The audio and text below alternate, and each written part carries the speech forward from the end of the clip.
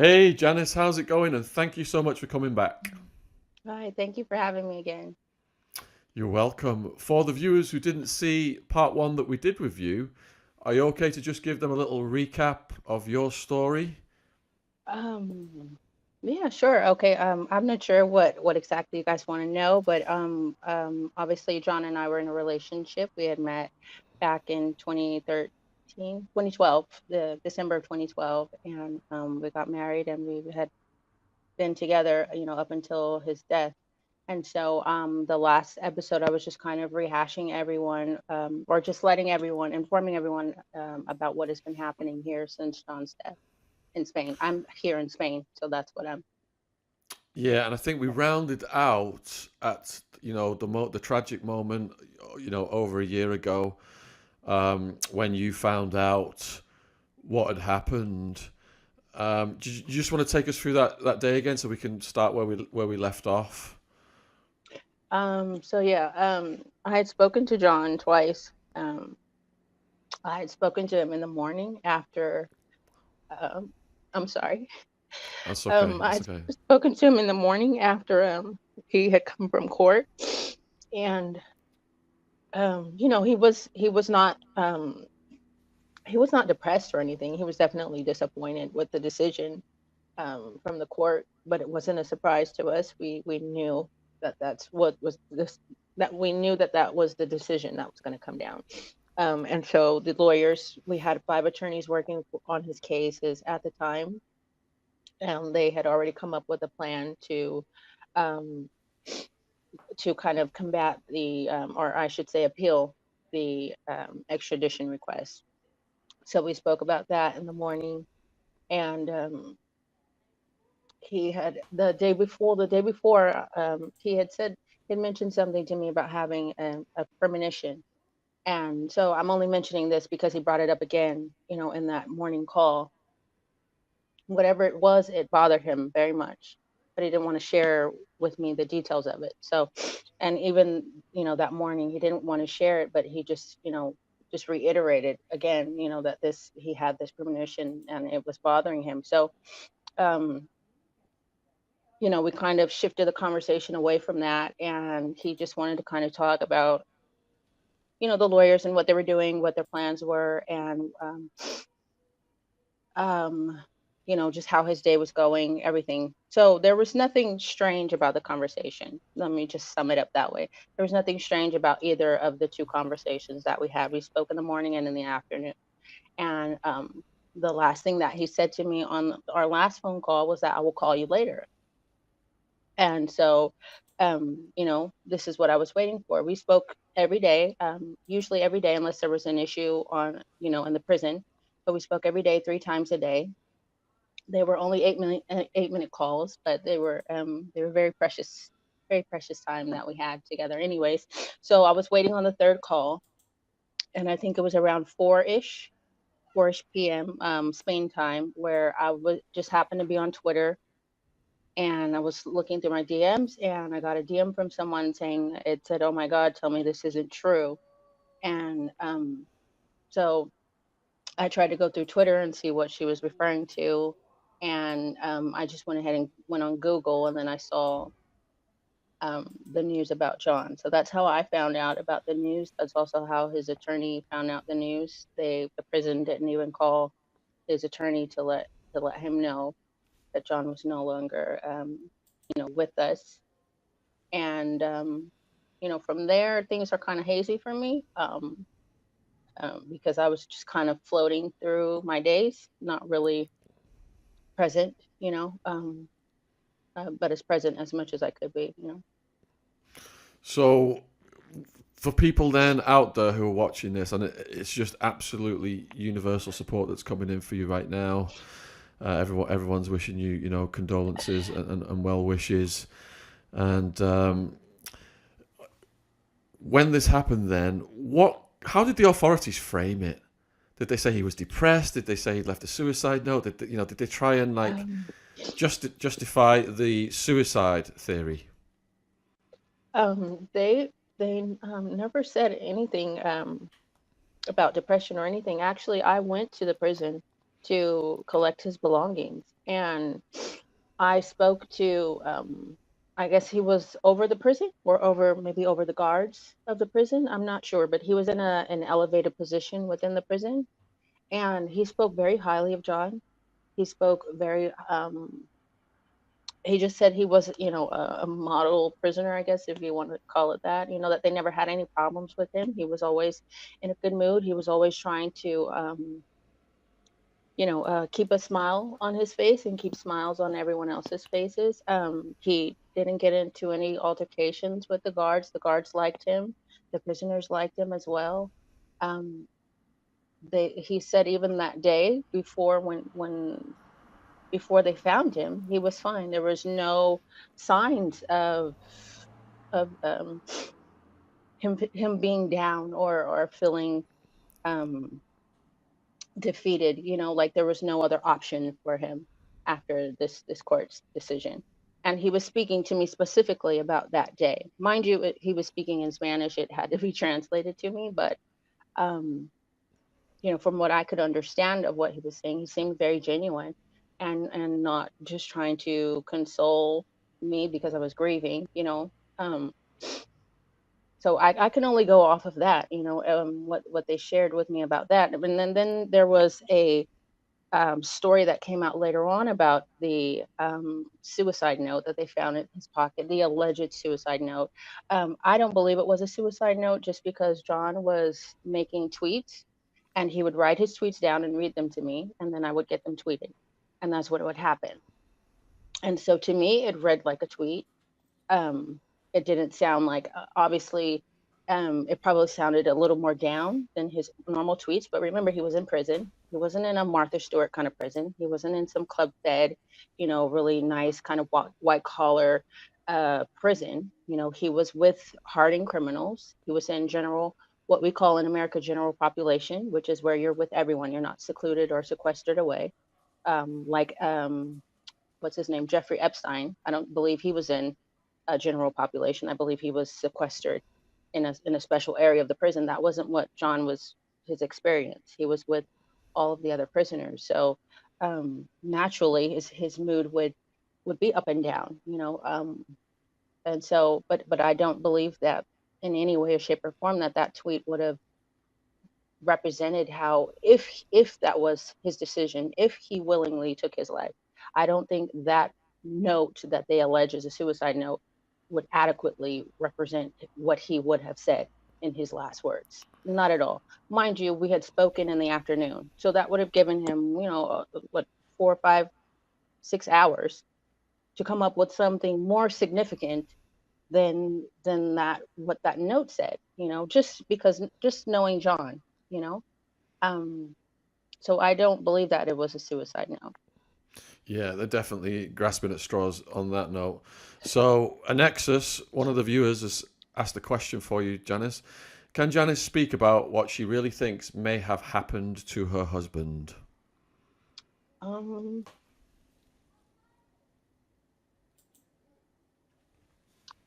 um, not in really any detail that I feel comfortable with sharing. I just don't believe that he killed himself. I just don't believe that, and I will never believe that. Just because of everything that's happened, since then. You know, um, they took months to close their investigation into what happened. Mind you, it was an investigation I didn't request. The prison itself opened the investigation. And if it's a suicide, like you leaked to the press, why are you opening an investigation? And why is it taking you 7 months to complete this investigation? And why am I not able to see him? Even still, why can't I see him? And what I mean see him, I mean fully be able to, have my moment to say goodbye and everything, but because of their investigation is still open, I can't do that. I guess it's just their procedure, but it's a ridiculous procedure. I've found, since I've been here, that the Spanish system is notoriously slow, but the particular prison that is handling this case is even more slow.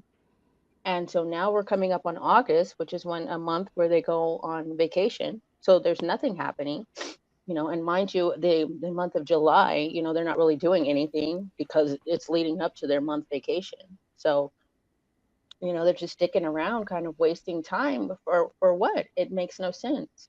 And then even with the autopsy report, from what my attorney said, the only thing we got was the toxicology report, and nothing else, nothing that says the cause of death. Um, and their reasoning was that we didn't need it. Well, how are we supposed to know what happened to him? How are we supposed to trust what you're saying happened to him? And so that for me is why I can't trust what it is that they're telling me, and why I felt the need to have to put out the petition, which we've actually were able to get the death certificate finally, and I think the petition had a little bit to do with that, just the pressure and the international coverage on the story here that I was able to generate from the petition and the anniversary of his death. So that is definitely helpful. Things are seemingly moving forward. So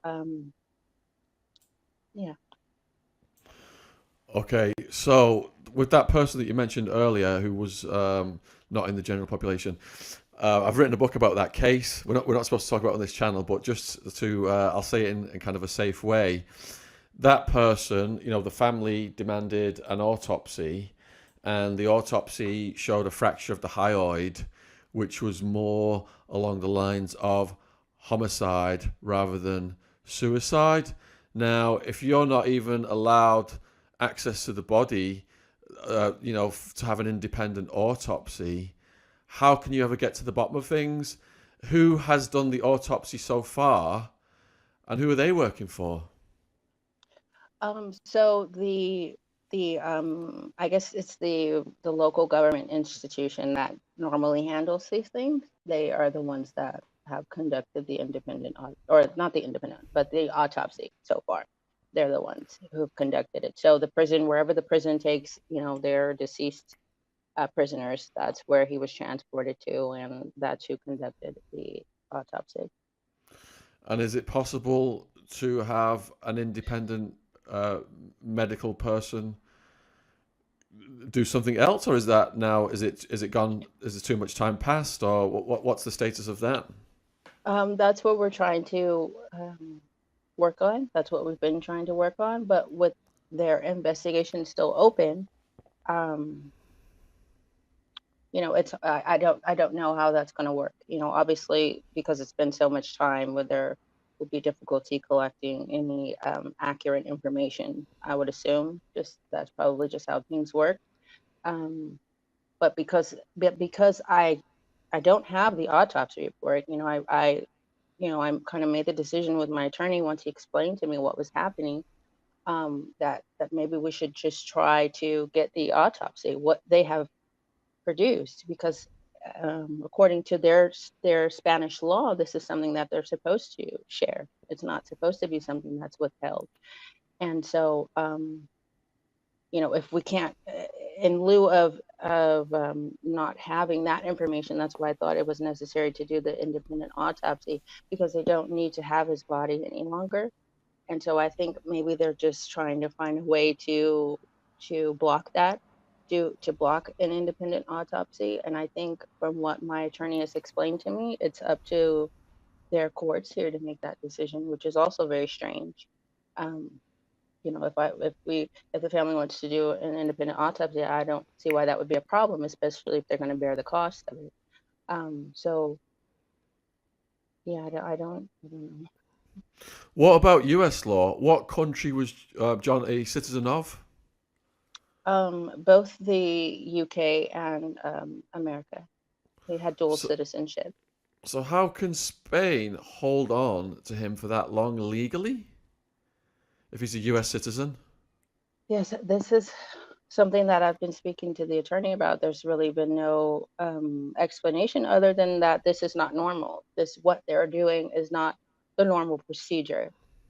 And so, um, the only thing the attorney feels that he can do is to try to maneuver within the bounds of the law, and try to make something happen that way. I guess that's the only thing that we can do, really.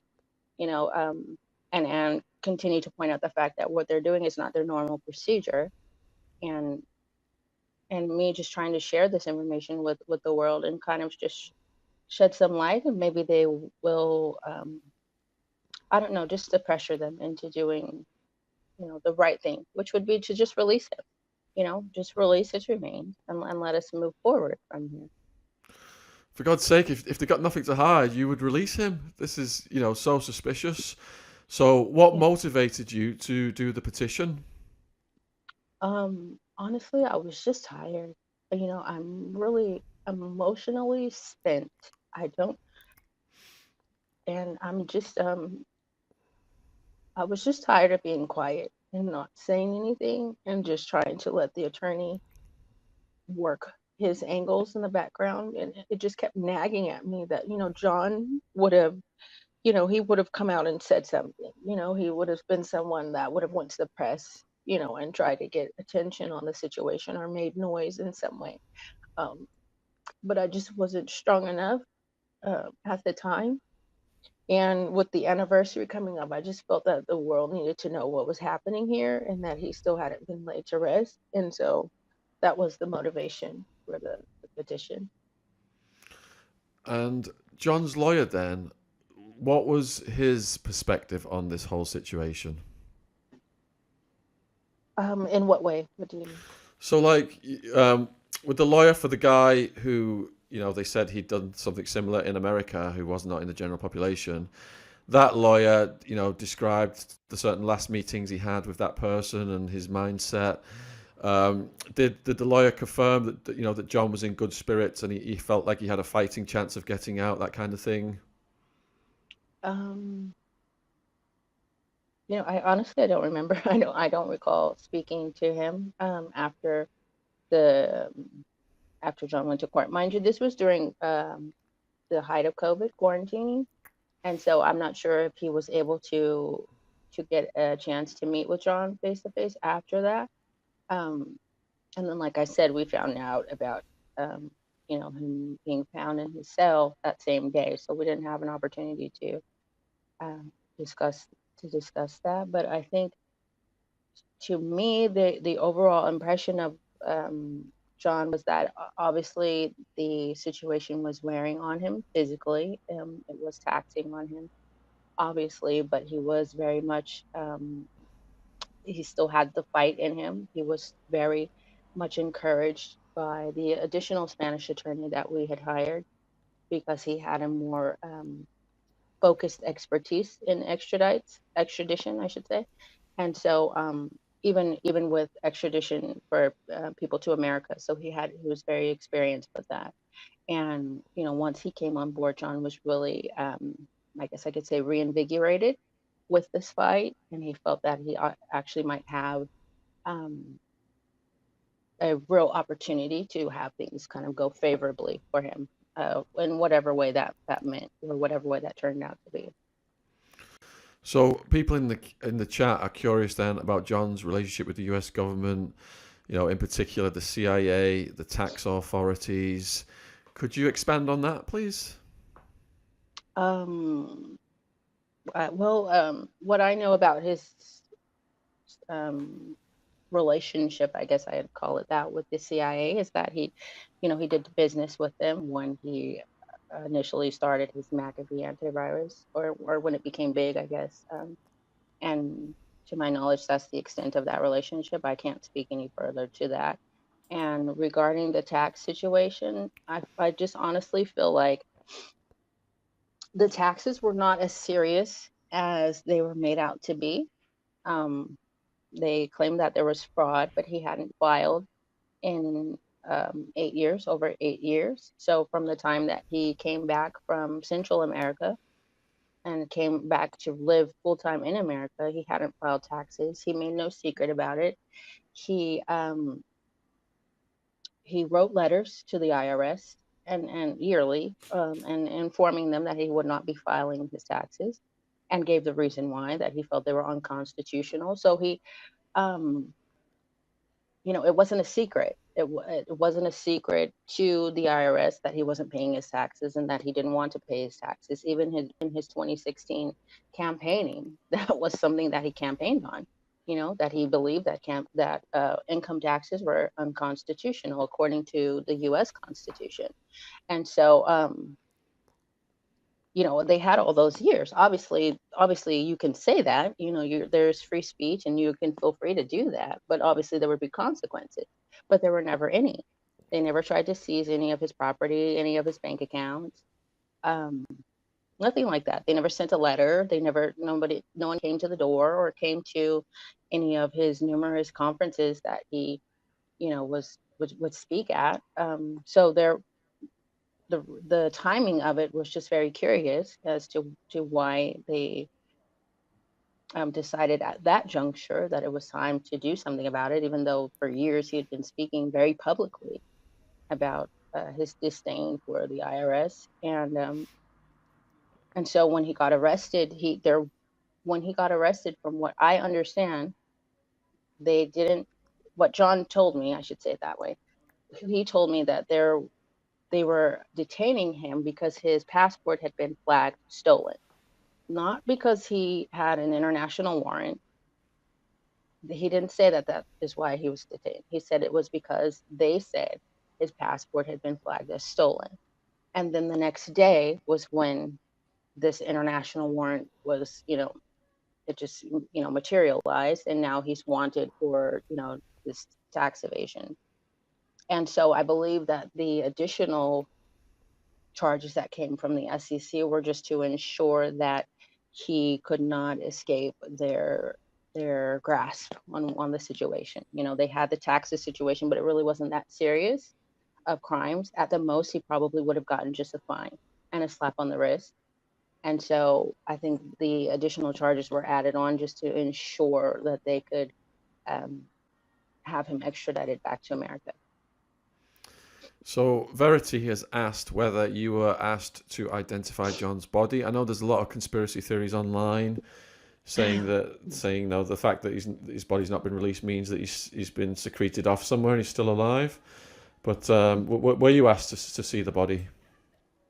Yes, I was able to do that, and so honestly, I can understand why people would want him to still be alive because he's faked medical situations. That would be so on par for John. But because of the things that I know, and just because certain things haven't happened in this year since his death, I just don't believe that he is alive. And there's no one that wants that to be true more than me. I would love for him to be somewhere, living his best life on a beach with some big booty native girl, feeding him grapes. But, I just don't believe that that's the case. All right, so we've got just under 10 minutes left. So if you're watching this, viewers, and you've got any questions for Janice, please put them in the chat. And quite often when there's a situation like this, you have to ask yourself, who would benefit from his death? Is that something that you've ever given any thought to? Very much so. So John and I, we had a lot of, we had many instances throughout our relationship where there was danger, threats to his life, kind of nonstop throughout our relationship. And so I believe that these things stemmed from whatever information he was able to collect from bullies. At least that's what I was led to understand.